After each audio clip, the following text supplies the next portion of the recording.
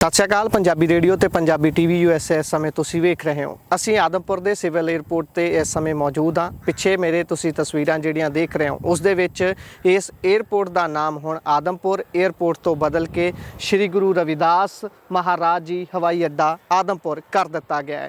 ਕੁਝ ਸਵਾਲ ਇੱਥੇ ਬੇਹੱਦ ਖਾਸ ਹੋ ਜਾਂਦੇ ਨੇ। ਬੇਸ਼ੱਕ ਨਾਮ ਬਦਲਿਆ ਗਿਆ, ਲੰਬੇ ਸਮੇਂ ਤੋਂ ਲੋਕਾਂ ਦੀਆਂ ਭਾਵਨਾਵਾਂ ਸਨ, ਲੋਕ ਇਸ ਗੱਲ ਦੀ ਮੰਗ ਕਰ ਰਹੇ ਸਨ। ਲੋਕਾਂ ਤੋਂ ਵੀ ਜ਼ਿਆਦਾ ਇੱਥੋਂ ਦੇ ਜਿਹੜੇ ਲੋਕਲ ਲੀਡਰ ਨੇ ਉਹਨਾਂ ਦੀ ਮੰਗ ਲੰਬੇ ਸਮੇਂ ਤੋਂ ਇਸੇ ਗੱਲ ਨੂੰ ਲੈ ਕੇ ਸੀ ਕਿ ਇਸ 에ਅਰਪੋਰਟ ਦਾ ਨਾਮ ਇਸ ਖਾਸ ਖਿੱਤੇ ਦੀ ਆਬਾਦੀ ਦੇ ਮੱਦੇਨਜ਼ਰ ਰੱਖ ਦਿੱਤਾ ਜਾਵੇ। ਤੇ ਕੱਲ੍ਹ ਜਦੋਂ ਪੰਜਾਬ 649ਵੇਂ ਸ਼੍ਰੀ ਗੁਰੂ ਰਵਿਦਾਸ ਜੀ ਦੇ ਗੁਰਪੁਰਬ ਦੇ ਸੰਬੰਧ ਦੇ ਵਿੱਚ ਮੋਦੀ ਸਾਹਿਬ ਪੰਜਾਬ ਆਉਂਦੇ ਨੇ, ਡੇਰਾ ਬੱਲਾ ਵਿਜ਼ਿਟ ਕਰਦੇ ਨੇ, ਉਸ ਸਮੇਂ ਇਸ 에ਅਰਪੋਰਟ ਦਾ ਨਾਮ ਬਦਲ ਦਿੱਤਾ ਗਿਆ। ਨਾਲ ਦੀ ਨਾਲ ਹਲਵਾਰਾ ਦੇ ਇੱਕ ਟਰਮੀਨਲ ਦਾ ਉਦਘਾਟਨ ਇਸੇ ਜਗ੍ਹਾ ਤੋਂ ਕਰਦੇ ਨੇ।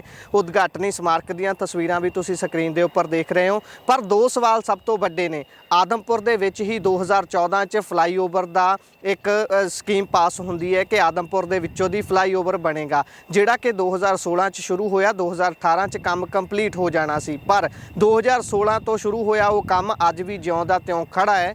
ਜੇਕਰ ਪ੍ਰਧਾਨ ਮੰਤਰੀ ਮੋਦੀ ਹੋਣੀ ਆਏ ਸੀ ਤਾਂ ਉਹ ਇਹ ਵੀ ਕਰ ਸਕਦੇ ਸੀ ਕਿ ਇਹ ਫਲਾਈਓਵਰ ਦਾ ਰੁਕਿਆ ਹੋਇਆ ਕੰਮ ਜਿਹੜੇ ਠੇਕੇਦਾਰ ਨੇ ਉਹਨਾਂ ਨੂੰ ਬਲੈਕਲਿਸਟ ਕੀਤੇ ਬਿਨਾਂ ਅੱਗੇ ਨਹੀਂ ਤੋਰਿਆ ਜਾ ਸਕਦਾ। ਠੇਕੇਦਾਰਾਂ ਨੂੰ ਬਲੈਕਲਿਸਟ ਕਰਦੇ ਤੇ ਕੰਮ ਅੱਗੇ ਤੁਰਦਾ। ਅਗਲਾ ਸਵਾਲ ਇਹ ਹੈ ਕਿ ਕੀ ਭਾਜਪਾ 2027 ਦੀਆਂ ਤਿਆਰੀਆਂ ਦੇ ਮੱਦੇਨਜ਼ਰ ਇਹ ਸਾਰਾ ਕੁਝ ਕਰ ਰਹੀ ਹੈ? ਬਹੁਤ ਸਾਰੇ ਲੋਕ ਇਸ ਨੂੰ ਖੁਸ਼ੀ ਨਾਲ ਦੇਖ ਰਹੇ ਨੇ, ਪਰ ਵੱਡੀ ਗਿਣਤੀ ਉਹ ਵੀ ਹੈ ਜਿਹੜੀ ਇਸ ਗੱਲ ਤੇ ਸਵਾਲ ਖੜੇ ਕਰ ਰਹੀ ਹੈ ਕਿ ਅਸੀਂ ਲੋਕ ਡਿਵੈਲਪਮੈਂਟ ਦੇ ਮੁੱਦਿਆਂ ਤੇ ਗੱਲ ਕਰਨ ਦੀ ਬਜਾਏ ਧਰਮ ਦੇ ਉੱਪਰ ਕੀਤੇ ਗਏ ਕਿਸੇ ਵੀ ਕੰਮ ਦੇ ਨਾਲ ਇੰਨੀ ਜਲਦੀ ਖੁਸ਼ ਕਿਉਂ ਹੋ ਜਾਂਦੇ ਆ। ਜਦੋਂ ਸ਼੍ਰੀ ਗੁਰੂ ਰਵਿਦਾਸ ਜੀ ਦੇ ਨਾਮ ਤੇ ਇਸ 에ਅਰਪੋਰਟ ਦਾ ਨਾਮ ਰੱਖ ਦਿੱਤਾ ਗਿਆ ਤਾਂ ਬਾਕੀ ਸਾਰੇ ਸਵਾਲ ਜਿਹੜੇ PM ਮੋਦੀ ਨੂੰ ਪੁੱਛੇ ਜਾਣੇ ਬਣਦੇ ਸੀ ਉਹ ਸਾਰੇ ਦੇ ਸਾਰੇ ਨਿਰਾਰਥ ਹੋ ਗਏ ਨੇ। ਪੰਜਾਬ ਦੇ ਵਿੱਚ ਹੜ੍ਹਾਂ ਦੇ ਮਾਰੇ ਹੋਏ ਲੋਕ ਲਗਾਤਾਰ ਮੰਗ ਕਰ ਰਹੇ ਨੇ ਕਿ ਉਹਨਾਂ ਨੂੰ ਬਣਦਾ ਮੁਆਵਜ਼ਾ ਦਿੱਤਾ ਜਾਵੇ। ਪੰਜਾਬ ਦੇ ਵਿੱਚ ਲਗਾਤਾਰ ਲੋਕਾਂ ਦੀ ਮੰਗਾਂ ਇਹ ਵੀ ਨੇ ਕਿ ਉਹਨਾਂ ਦੀ ਖੇਤੀ ਦੇ ਵਿੱਚ MSP ਲਾਗੂ ਕੀਤੀ ਜਾਵੇ। ਉਹਨਾਂ ਨੂੰ ਹੋਰ ਬਹੁਤ ਸਾਰੀਆਂ ਤੰਗੀਆਂ ਦਾ ਸਾਹਮਣਾ ਕਰਨਾ ਪੈਂਦਾ। ਪੰਜਾਬ ਦਾ ਰੂਰਲ ਡਿਵੈਲਪਮੈਂਟ ਫੰਡ ਪੰਜਾਬ ਨੂੰ ਨਹੀਂ ਮਿਲ ਰਿਹਾ। ਕੀ ਸ਼੍ਰੀ ਗੁਰੂ ਰਵਿਦਾਸ ਜੀ ਨੂੰ ਸੱਚੀ ਸ਼ਰਧਾਂਜਲੀ ਪ੍ਰਧਾਨ ਮੰਤਰੀ ਦੀ ਇਹ ਨਾ ਹੁੰਦੀ ਕਿ ਪੰਜਾਬ ਦੇ ਜਿੰਨੇ ਵੀ ਰੁਕੇ ਹੋਏ ਫੰਡ ਸੀ ਉਹ ਸਾਰੇ ਦੇ ਸਾਰੇ ਪੰਜਾਬ ਨੂੰ ਦੇ ਦਿੱਤੇ ਜਾਂਦੇ? ਕਿਉਂਕਿ ਜਦੋਂ ਫੈਡਰਲਿਜ਼ਮ ਦੀ ਗੱਲ ਆਉਂਦੀ ਹੈ ਤਾਂ ਰਾਜ ਤੇ ਕੇਂਦਰ ਰਲ ਕੇ ਚੱਲਦੇ ਨੇ। ਪਰ ਇੱਥੇ ਅਸੀਂ ਆਮ ਤੌਰ ਤੇ ਦੇਖਦੇ ਹਾਂ ਕਿ ਜਿੱਥੇ ਡਬਲ ਇੰਜਨ ਦੀ ਸਰਕਾਰ ਨਹੀਂ ਹੁੰਦੀ ਉੱਥੇ ਭਾਜਪਾ ਸਰਕਾਰ ਦੇ ਵੱਲੋਂ ਆਪਣੇ ਹੱਥਕੰਡੇ ਵਰਤ ਕੇ ਹਮੇਸ਼ਾ ਹੀ ਧੱਕਾ ਕੀਤਾ ਜਾਂਦਾ ਹੈ।